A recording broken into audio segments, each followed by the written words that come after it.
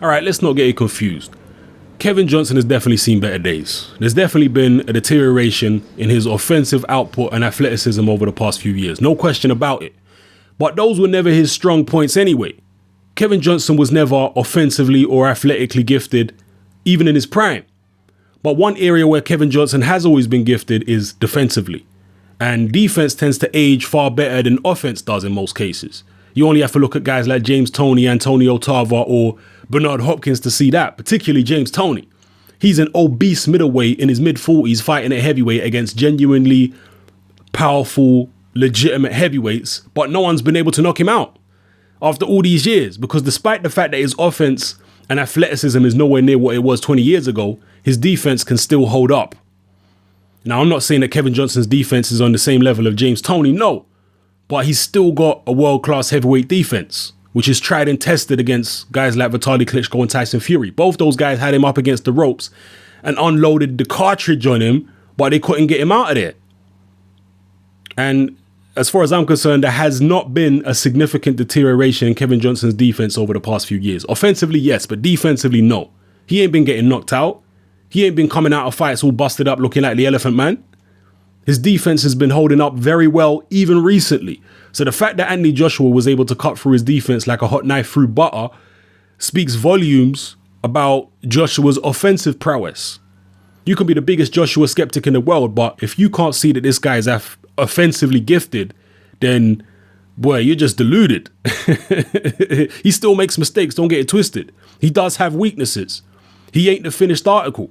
But at the very least, his offense is world class. His speed, reflexes, athleticism for a man of his size are extremely good. His combinations and his ability to maintain a defensive construct while he's attacking you are also very impressive. If you can't see the potential this guy has at this stage, then something seriously wrong with you. Simple as that. Now, according to Eddie Hearn, Joshua's next fight is going to be in July. And then he's going to have a big fight in September. Okay, this is according to Hearn. Now, I've got no idea who he's fighting in July, but if it was up to me, I'd match him with Derek Chisora or Manuel Charr. And even if it ain't one of those guys who he ends up fighting, I expect it to be someone on a similar type of level as one of those guys. And as far as the September fight goes, there's been a lot of talk about David Price, but the last I heard, David Price was set to face Erkan Turpa for the very vacant European heavyweight title this summer. The fight ain't signed yet, as far as I know, but the last I heard, that's what is supposed to be happening. And the winner of that fight will be European champion and therefore automatically get a top 10 or top 15 ranking with all the major world governing bodies, which could put them in line for a world title shot. So would the winner of that fight really want to risk potentially their one and only world title shot by fighting Anthony Joshua? Wouldn't that be counterintuitive? You tell me. I think the most likely opponent for September for Anthony Joshua is going to be Dillian White, because he ain't tied to any promoter or TV company. He ain't got a high world ranking or anything like that to risk. He's only got everything to gain from it. So I think that's most likely. They're both young, ambitious, unbeaten fighters. They've got a genuine dislike for each other, so it'd be an easy fight to sell. I just hope it ain't pay-per-view, because you know how Eddie Hearn stays. I think Joshua would be strong favorite to beat all the fighters I just mentioned, and justifiably so. I don't see Chisora or Charr posing any serious threat. David Price does have the power and apparently dropped Joshua in sparring a few years back, so he definitely has a puncher's chance at the very least, and being 6'8", he can more than match Joshua for height and reach, but I'd still pick Joshua to win. I think he'd be too fast for Price, both with his hand speed and foot speed, reflexes too sharp and too strong and tenacious on the inside. Dillian White, on the other hand, he can't match Joshua for speed, skills, or athleticism or height, but he does actually have longer arms than Joshua, despite the fact he's a couple inches shorter. He's got a good jab, he's a good body puncher, and he's very, very strong. But more than anything, Dillian White, the main thing Dillian White brings to the table is genuine self-belief, heart, determination, and ambition, on top of the other attributes I mentioned. And these are the attributes which none of Joshua's previous opponents had. It won't be nothing like the Kevin Johnson situation where the guy's just talking a good game before the fight, but really he's a washed up 35-year-old turning up to try and survive and get a paycheck. It won't be like that at all. Whyte has that youthful aggression and self-belief, and he's a natural fighter. His dad and uncle were bare knuckle fighters back in Jamaica. You know, when Whyte was still amateur and a very young pro, he was sparring people like David Haye and Derek Chisora and holding his own. Right? He was holding his own with those guys, just on pure aggression, willpower, and determination. And over the past few years, he sparred just about every top heavyweight in Europe, including David Price, Tyson Fury, and both Klitschko's multiple times. And he didn't just go in there to survive with these guys. He tries to put it on them.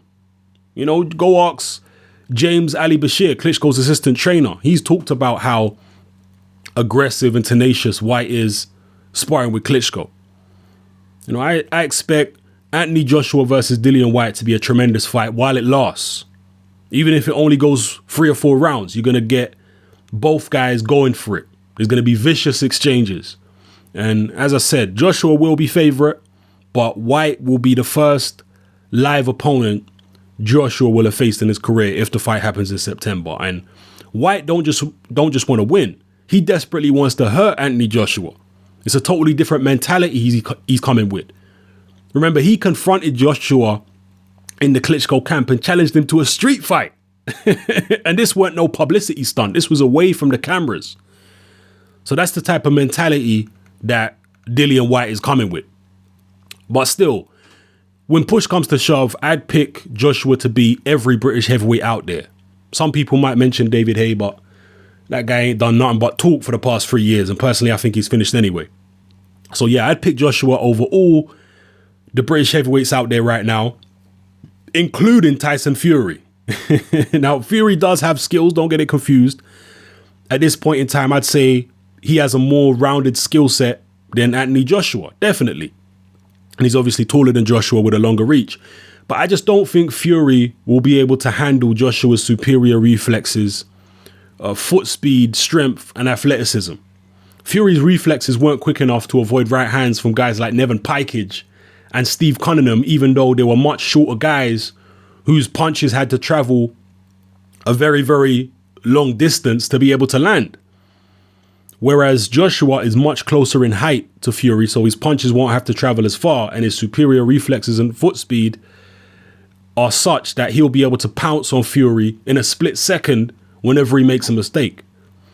You know, a lot of people think that Fury would be too experienced for Joshua, but when they sparred a few years ago and Joshua was just a novice amateur with about 15 amateur fights and Fury was a professional British champion, Fury openly admitted that Joshua beat him up in that sparring session.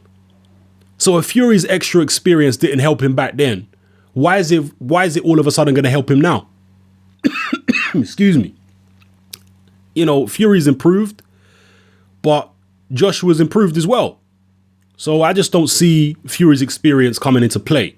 I just don't see it. The major difference between that sparring session and a real fight between them is that in the real fight, they're going to be wearing 10-ounce gloves and no headgear next time, which means Fury's getting knocked out as far as I'm concerned.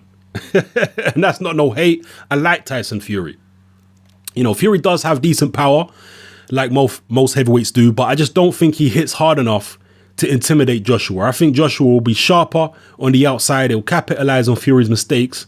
And once he breaks inside Fury's defenses, it's going to be a massacre. That's just how I see it. You know, David Price is not as skilled or tough as Tyson Fury, mentally or physically. But David Price has the kind of punching power where he don't even need to land flush to be able to hurt you. And like I said before, he apparently dropped and hurt Joshua in sparring a few years back. And for that reason alone, I'd give him a better chance against Joshua than I'd give Fury. Because Joshua will remember that incident where Price dropped him. You know, that'll be in the back of his mind and he'll know that he can't afford to let Price tag him, especially not with the 10-ounce gloves this time. And that might give Price some space and leeway in the ring.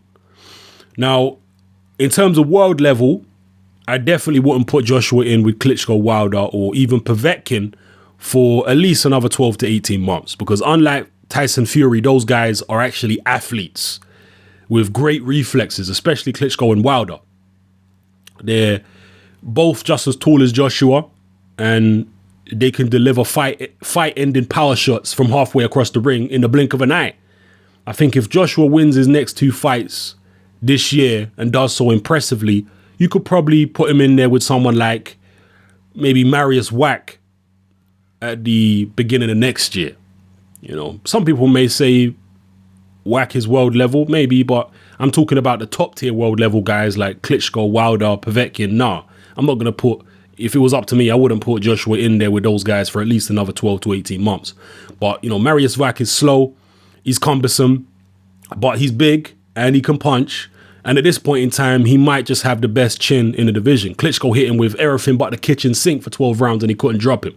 When David Hayes sparred him a few years back, he said he couldn't believe how good Marius Whyte's chin was. He said he felt like he needed a baseball bat to hurt him. So I think that would be a good fight for Joshua early next year if he comes through this year's fights impressively.